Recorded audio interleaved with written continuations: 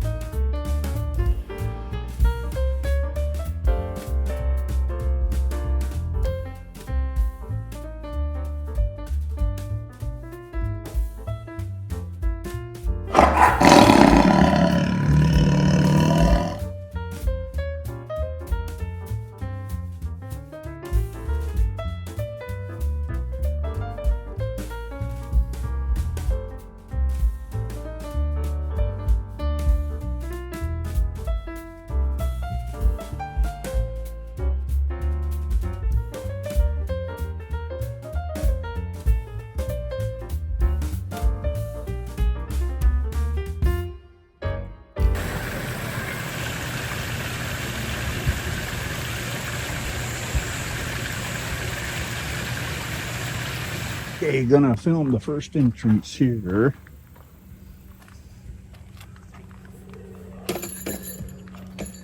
Wow, nice.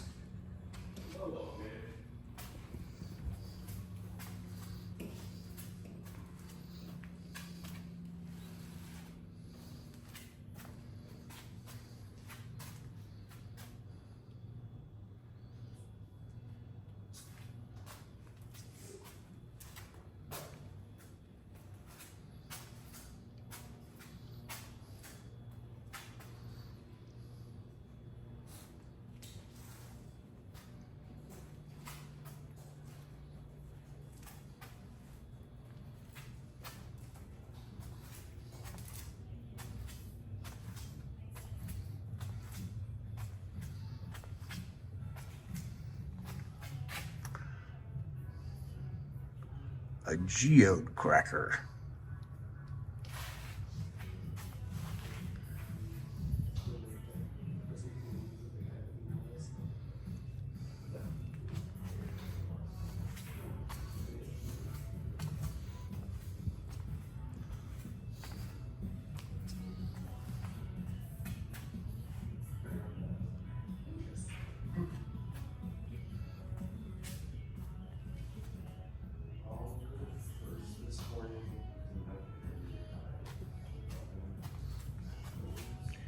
These magnets are so cool.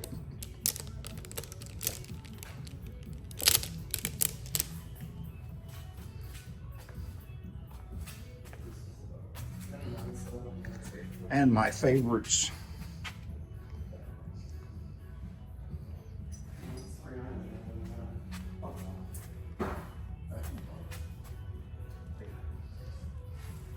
Hello. Do you have led tours or self-guided tours, or what kind of tours do you have? It's a guided tour only, so the first one's going to be at 10 o'clock, about 45 minutes out. There are a few disclaimers we give about our tours. So we have 100 stairs heading down into the cavern. Oh, what? 100 stairs heading down into the cavern. Same stair climb on the way out. Those stairs are slippery muddy. It's also slippery muddy in the cave, so good shoes. Tennis shoes hiking boots recommended. One area inside the ceiling will get about this low. So you do have to crouch for about 30 feet. That distance is roughly from the counter here to the back of the wall. So you have to crouch. Oh, that's not going to work for me. I could do it, but no. Okay, well, I came, I saw.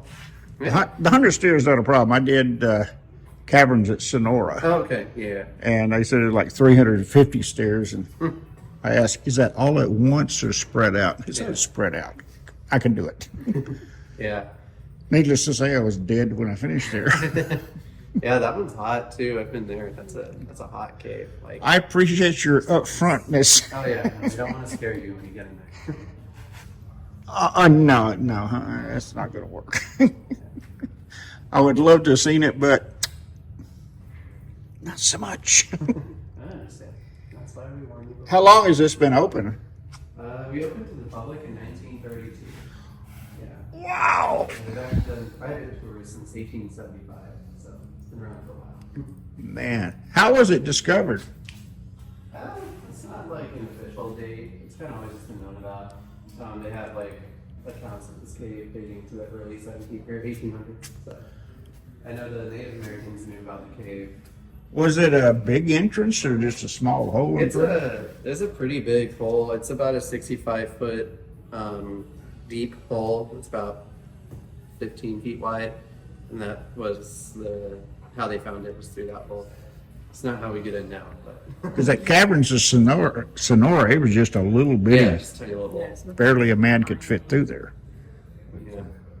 Well, in Interspace, in Georgetown, they found that one when they were drilling for I-35. They were just testing the ground, and then they hit a void. Oops. That's how they found the cave. Yeah. And I-30, they still put in the highway anyways. Oh man. Well, good luck. Thank you for your honesty, because yeah, that's better. How long is your tour? It's about an hour long. Oh. Well, should have came when I was your age. All right, see you guys. Yeah, thank you for coming by.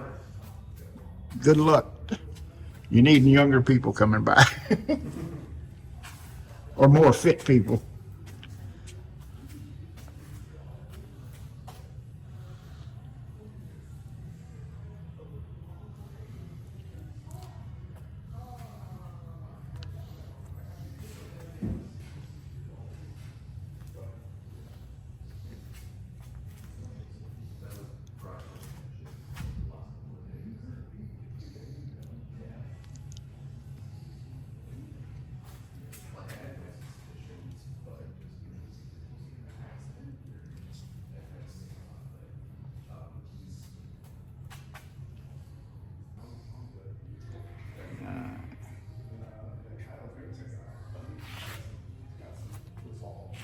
You don't have the bins labeled here, which is which.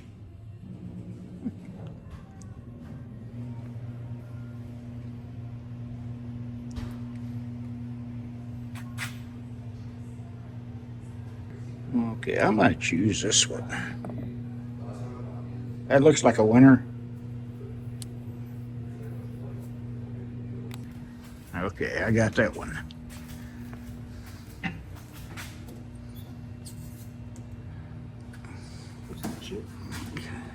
Do I get like this or like this? Whatever way. You're more experienced at this than I am. I've never done this before. You've never done it before? No.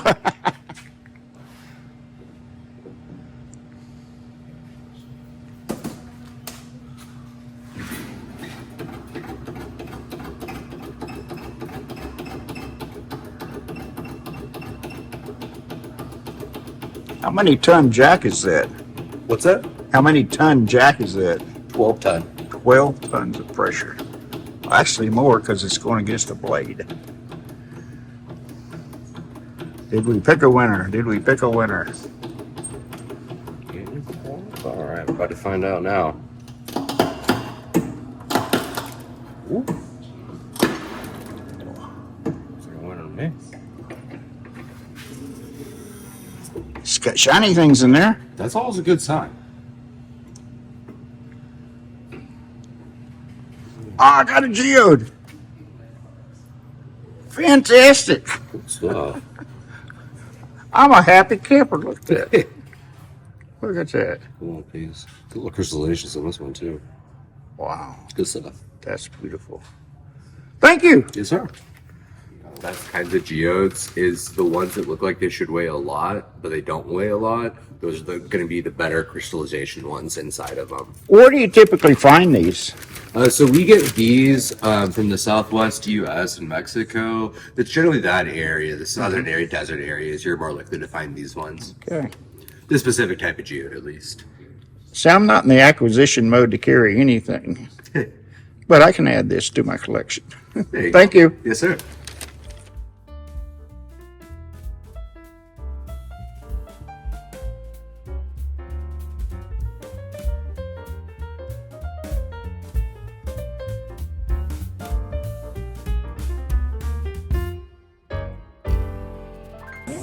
Hey, listen, don't touch anything.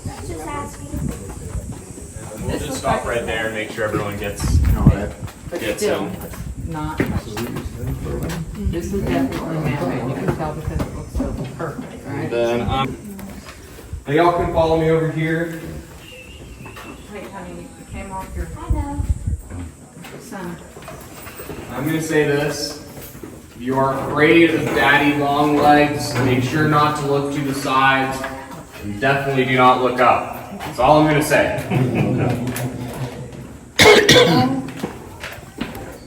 Got a few of them here.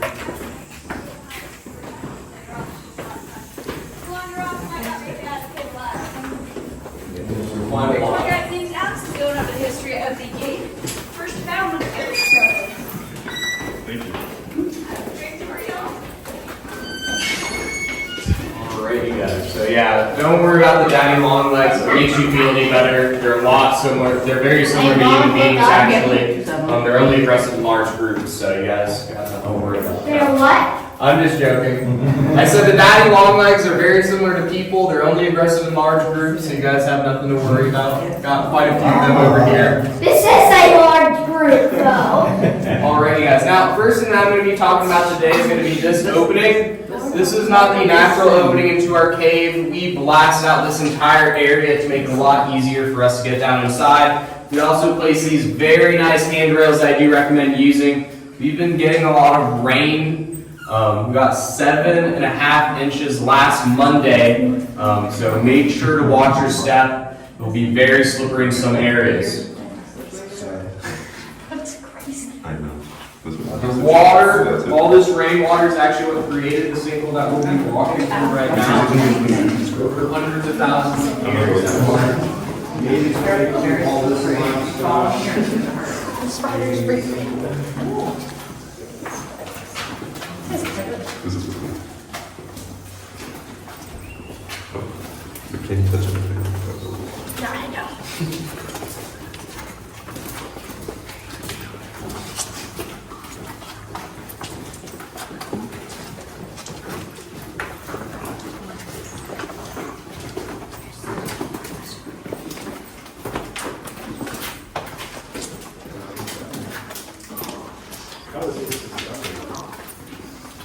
We'll be talking about that.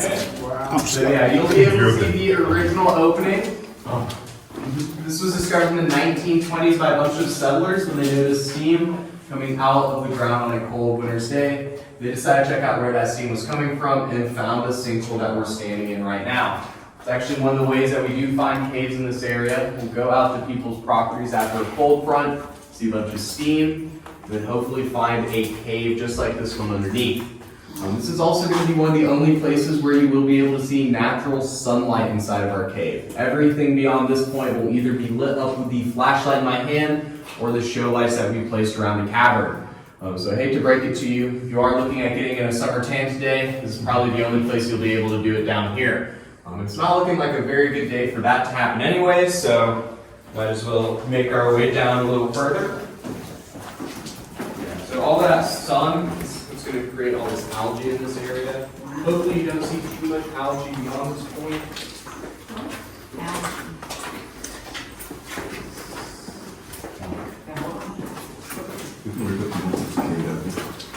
The hole.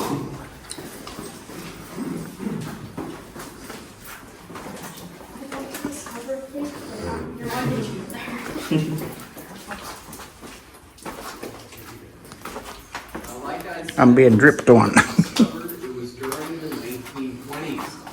During that time, there was this thing called Prohibition going on, which essentially banned the sale of alcohol. So those settlers came up with this really good idea, how about we make a little bit of money down here?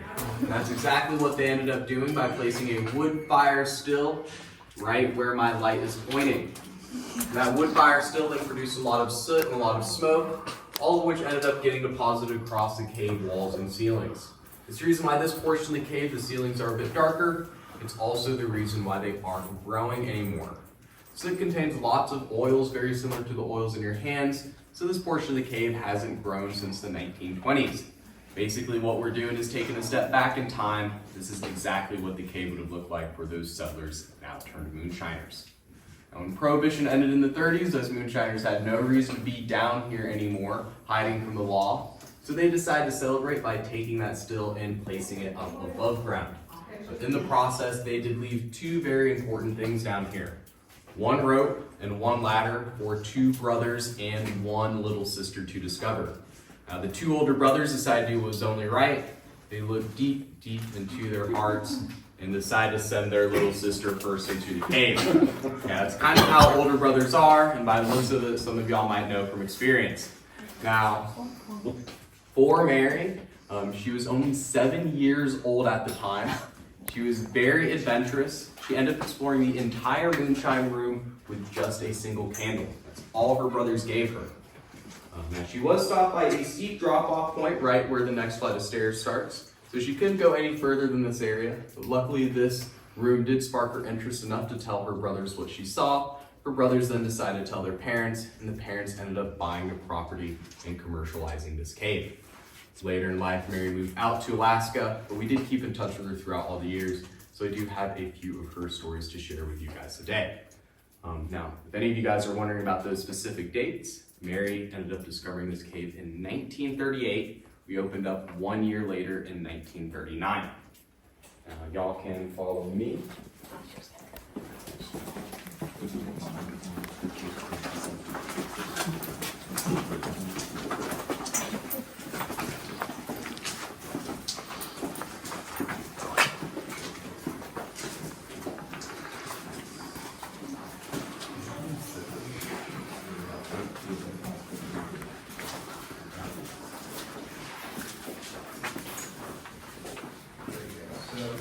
Make sure to walk your step on the last flight of stairs.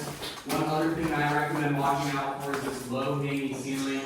It does have a tendency of knocking people out. I've asked very nicely not to do that to you folks, but it still will not listen to me. So make sure to watch your head.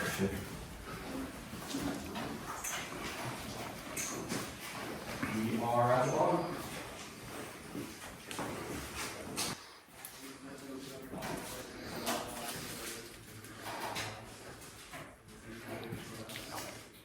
She was with her parents at the time, a little bit older. You guys are wondering how old she was? She was 8, so not too much older. Probably one of the first things that she would have seen inside of this room is going to be the formation in front of us. Here we have a stalagmite. When they get very big like this, we also call them totem poles. The way that these guys form is by dripping water. When water drips very fast from the ceiling, it will get deposited down below. Eventually, all of the water will evaporate, leaving calcite behind. Up above, you'll see a few more formations. These are called stalactites. They form very similar to these stalagmites. Only difference is when the water drips slowly, it will hold on to the ceiling due to surface tension and begin to calcify up there. Oftentimes, these stalactites and stalagmites will stalagmite, which I promise is a technical term. They'll stalagmite and create a column like the one you see over to your right. Over time, these columns become wider with age. They also grow in rings very similar to trees. The reason for this is because the water can't hold on to the ceiling up above due to all the rock. It means that it can't drip down below, meaning the only place for all this calcite-rich water to go is over to the sides. Here you'll see a bunch of new growth inside of our cave, indicated by its white color. Over to the right, you'll see a bunch of old growth. So we have these two different colors down here because about 10,000 years ago, Texas used to be a forest. This forest contained a thick layer of peat moss. Whenever water would permeate that peat moss, it would become red. That water would then make its way into the cave, dyeing the formations a deep red color, which is now faded to a light brown. Now, these two colors are a great way to tell the age range of a formation. Anything that's white will be newer than 10,000 years old. Anything that's this light brown color will be older than that. There's just one issue. It doesn't give you a specific date on when the formation started to grow. Only way to really get that specific date would be to drill a hole all the way to the center and get a core sample from the middle. Now, if I started to drill holes into all the formations down here, I would lose my job pretty darn fast. So I can't tell you how old most of these columns, stalagmites or stalactites are, but what I can tell you is that the cave that you guys are standing in right now is about 800,000 years old. And that's going to be relatively new in comparison to most caves. Just to give you some type of reference, Carlsbad, a very famous cave in the United States, is over 175 million years old. So, one other thing I'll tell you is that the next place we'll be going to is going to be over here. I'll turn on a few lights for you guys, that way y'all can see. Wow.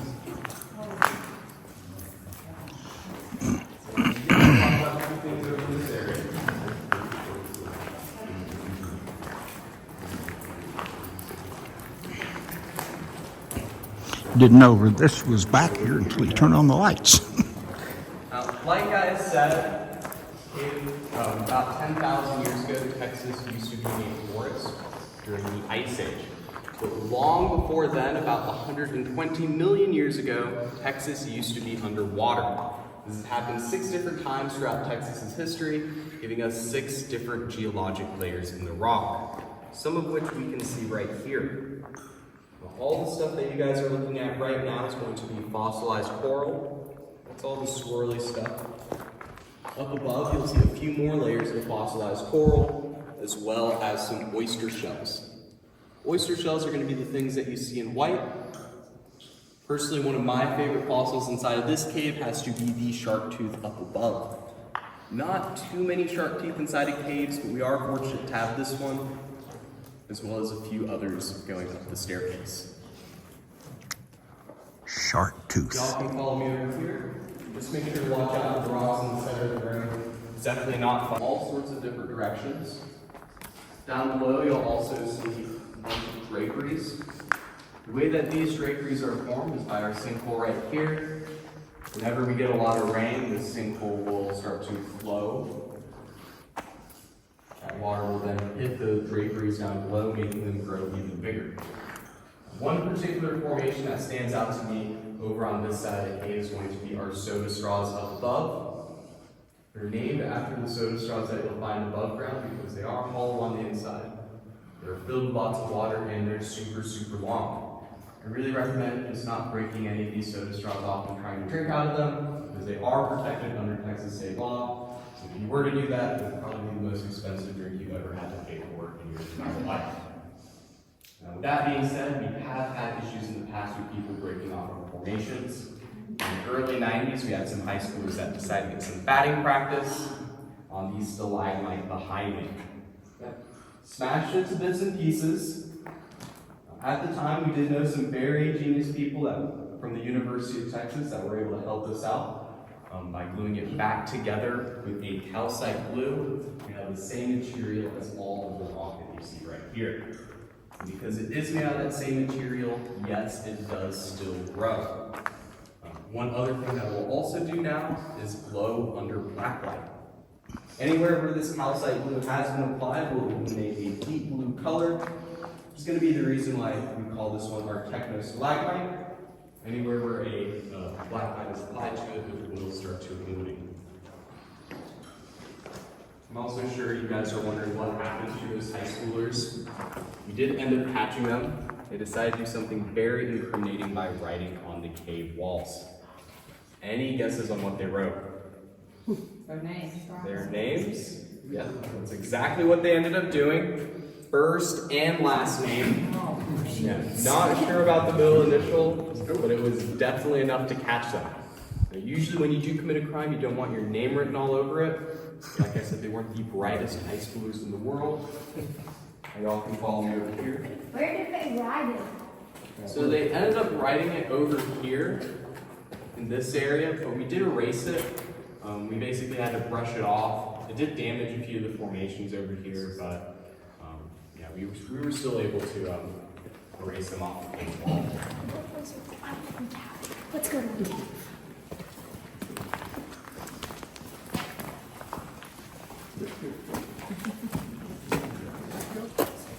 So feel free to gather around over in this area. We'll be talking about this. This is going to be the first thing on our menu today inside of our food court room. This is our fried egg.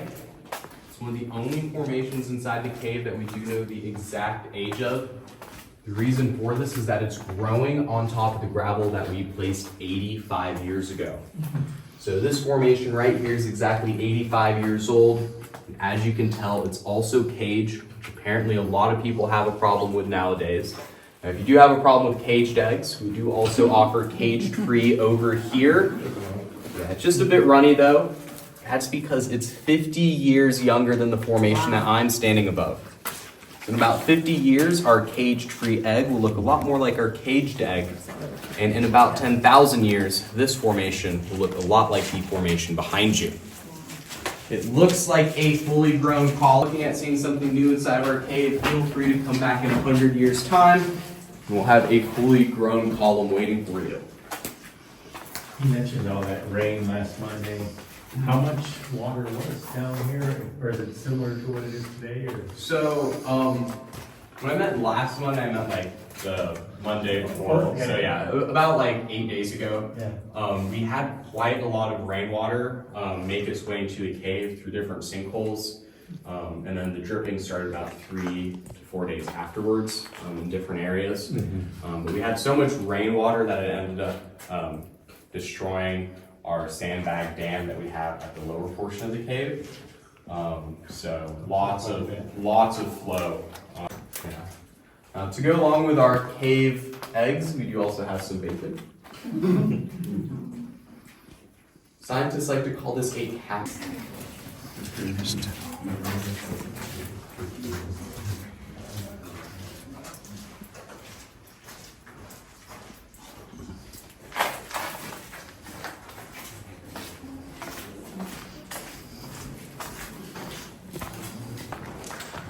I have a really good reason why I turn off the lights down here.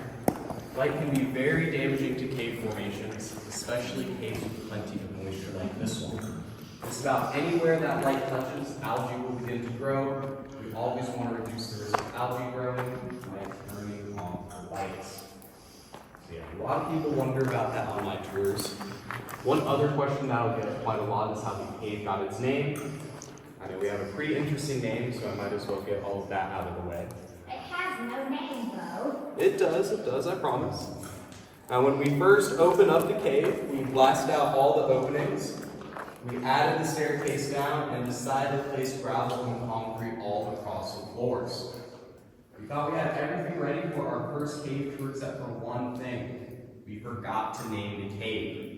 So when the first group of people walked down this flight of stairs, they had a really good question for us.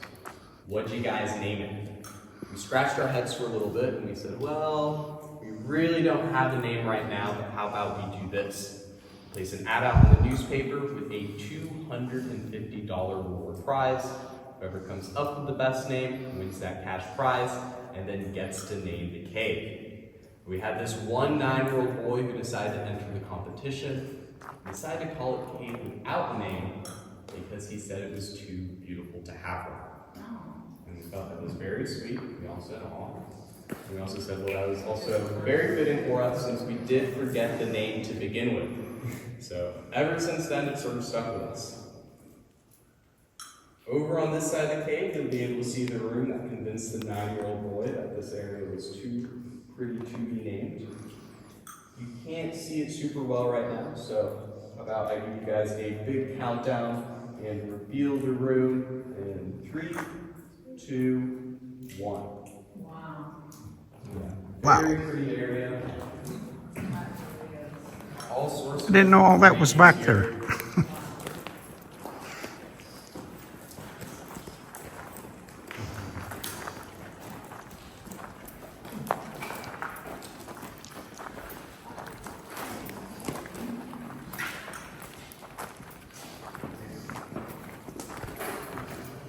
few formations that you'll see inside of this cave are going to be our bell canopies. Here we have the T-Rex eating the owl. Pretty self-explanatory. You also see the King's Throne over here, as well as the largest bell canopy all the way in the back. Y'all can follow me.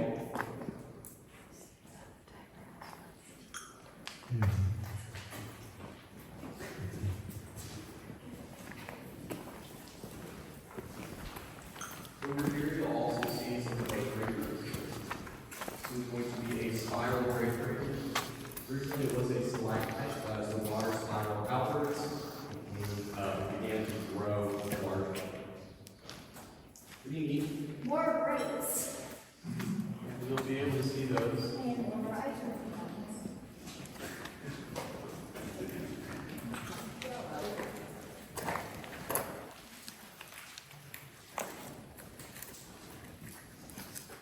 Over here, you'll see a few different weird-looking formations. First one's going to be our modern art piece. We call it the modern art piece because everyone has their own unique idea of what this formation looks like. Some people might see a jellyfish. Other people a mushroom. When I first entered the cave, there was only one thing that came to mind for me, and that's going to be the xenomorph from Predator vs. Alien. Super long head, real bare body, you even see a few teeth up in front. If you aren't a fan of modern art, we do also offer some more traditional artwork. Right next to it, you'll be able to see our nativity scene. It does look like that. 3 wise men, Mother Mary, and baby Jesus down below. An angel up above, right next to a Christmas tree. Pretty remarkable. Also go along with our nativity scene, you have the city of Bethlehem over in this direction. And that was the original name for this set of formations. Firstly, to me, I don't think it looks like the city of Bethlehem for one reason. That's going to be the guy wearing the sombrero all the way in the back. I don't think there were too many people wearing sombreros back then. So to me, I think this looks a lot more like the old Spanish town of San Antonio. All right, you guys.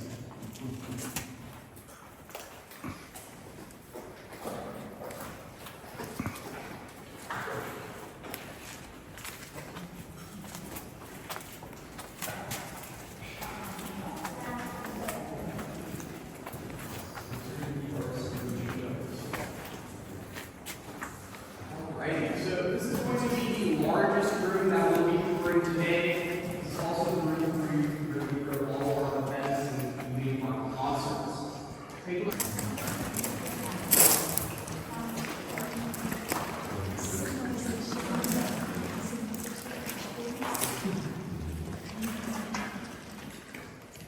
I'll turn it off. These ones are just going to fill a bit differently. Most of the water here will be coming from the ceiling above. Most of the water inside of these pools will be coming from our underground spring below. Whenever we do have very heavy raining events, this spring will overflow from the opening into the first pool. This pool will then begin to flow into the pools below it, turning the entire thing that you're looking at into a waterfall. It's absolutely beautiful when it happens. It doesn't happen too often. I've only seen it happen once here. But luckily I wasn't even here that day, so I did get to share that experience with some of the people. Y'all can stay right there, over by that pool. These ones aren't filled up too much. They're actually completely dry, so y'all can stay by that pool over there. I'm just going to turn off one of the lights real quick. So you might be able to see a little better now. Obviously, I can't see the water all day. I can show you something that's arguably a lot prettier. And that's going to be the reflection of the cave ceiling down in the water below. can't always see that reflection. Sometimes the pools are completely dry. Other times there's a thin film with calcite on top of the water, making that image very blurry. Yeah, I really, really love those pools. Y'all can follow me down the street.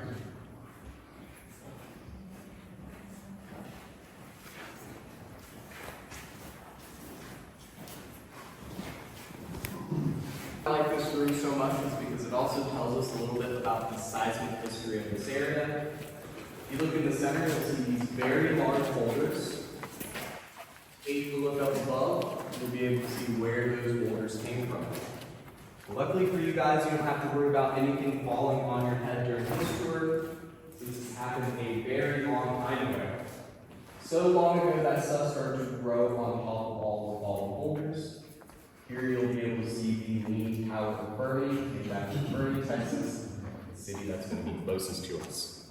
It's also going to be the tallest structure inside of our cave. I'll turn off these lights. Y'all can follow me.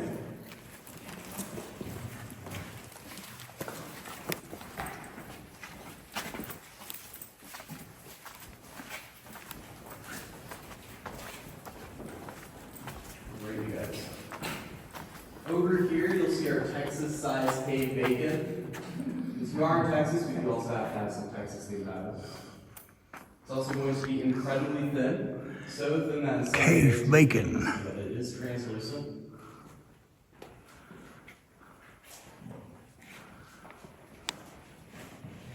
Now, one thing that I'm going to ask you guys to do is find a seat anywhere along here.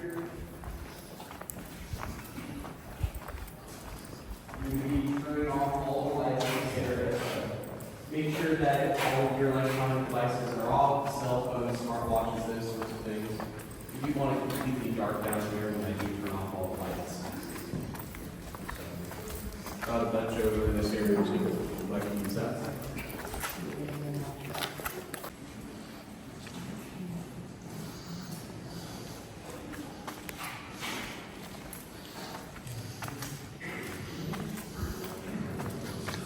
Wow, look at those wavy things there.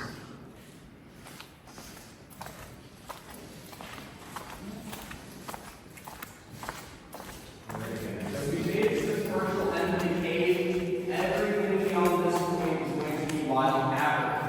Down below, you'll be able to see our cave river. The water isn't super high right now, but that isn't always the case.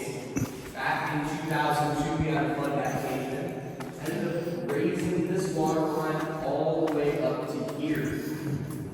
We still ended up doing tours that day. We stopped at the lights out portion since we figured none of you guys wanted to be swimming on a tour. Over to the left, you'll be able to see where that water flows off to. We'll go about a half mile in this direction and eventually reach a cave called Dead Man's Cave. This cave ended up getting its name from the Native American skeletons that can be found down there. So pretty unique way to get a name. Once the water flows out of Dead Man's Cave, it will then enter another cavern called Spring Creek. Spring Creek's water is so deep that in some areas you can't even down. Over to the right, you'll also see a bunch of very interesting things over here. If you were to go back 2.5 miles, what you find is a sump. Back in 2010, we sent some cave explorers back there to find that sump. And all the way at the back, when they did find it, they decided to dive it. Really, that's the only way that you can go through an area like that is if you were to bring something like scuba diving equipment. And when they ended up diving the sump, what they found all the way on the other side was more dry passageway. So, pretty neat. Unfortunately for them, they couldn't survey and map any of that area because they did run out of time. So I can't tell you the exact length of the cave just yet. But what I can tell you is that with all the mapped area that we do have, we are currently the 9th largest cave in the state of Texas. Now, in between those two things, we have something that's a lot less impressive. Still does serve a purpose for us. This is going to be our pump. Its purpose is to pump water all the way up to the center of the room to our stalagmite pipe. Now, what this pipe does is take water to the surface so we could use it for all sorts of different things like keeping our restrooms running. So So if you did wash your hands in the restrooms today, you did wash your hands in cave water. And that's completely fine. Cave water contains all sorts of minerals. It's great for the skin. It's just not the best thing on the digestive system, so I wouldn't really recommend drinking the water in our restrooms, which I hope you guys aren't doing usually. So, one thing that I would recommend doing is taking a look up this pipe. If you take a look up the pipe, you'll be able to see the surface above you. It's 100 feet all the way up to the top, so feel free to do that before you guys leave. And once you're done looking up the pipe, we'll start making our way back.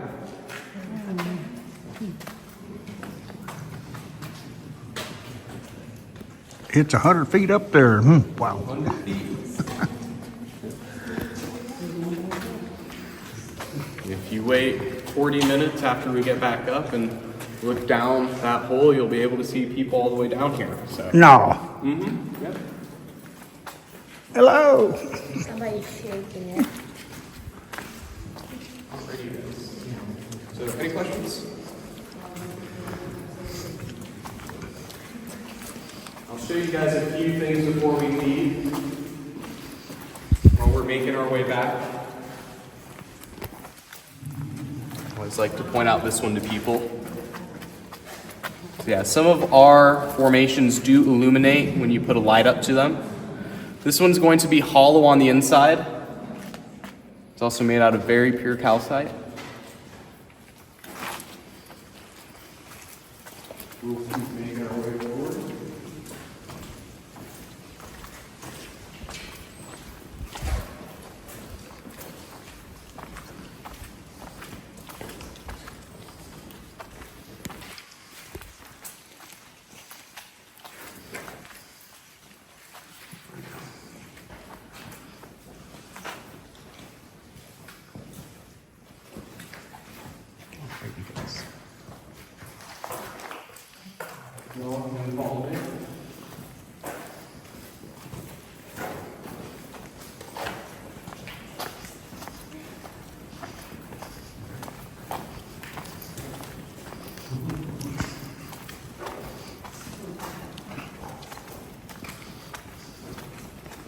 So I do have one other thing to show you before we do head out of the cave.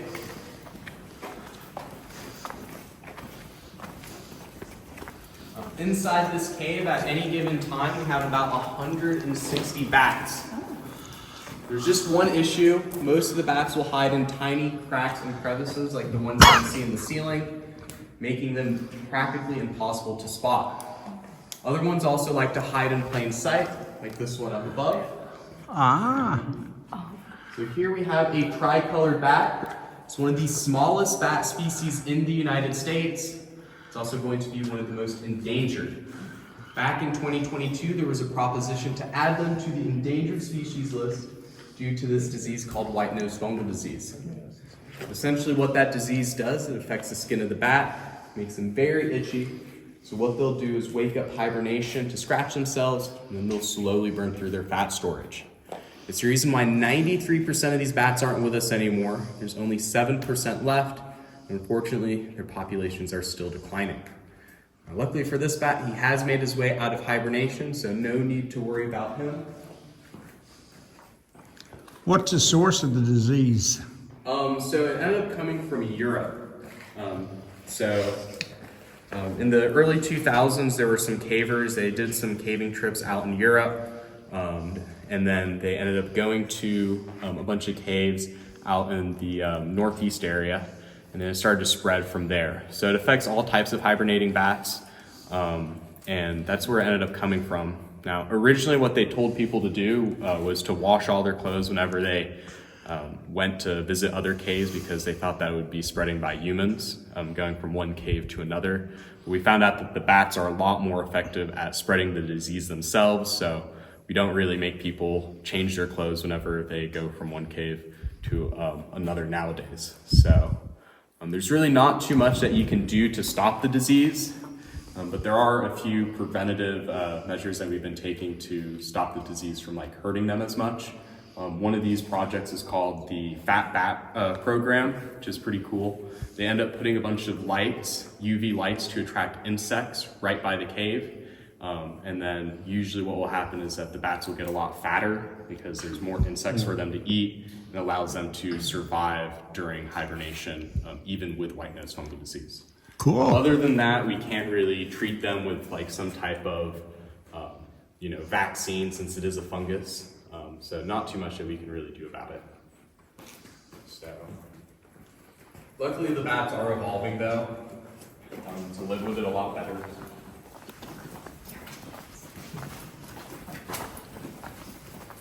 Eat those bats and Carl.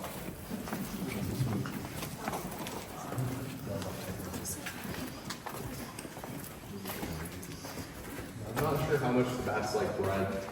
Yeah, they do like insects quite a bit. So. Off that light.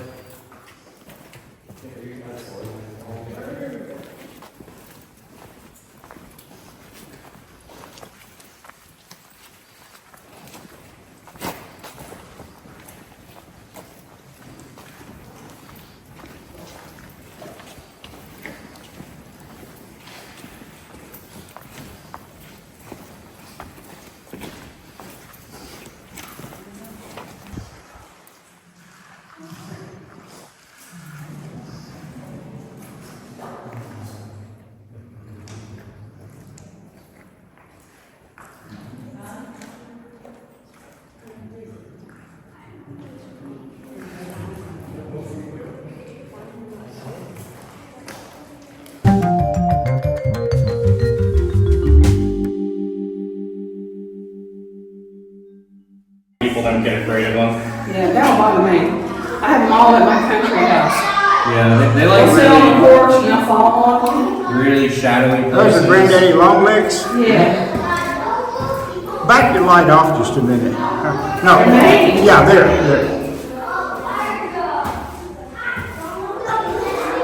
What attracts them to the cave? The humidity is going to be one of the things. Consistent temperature. It's also dark.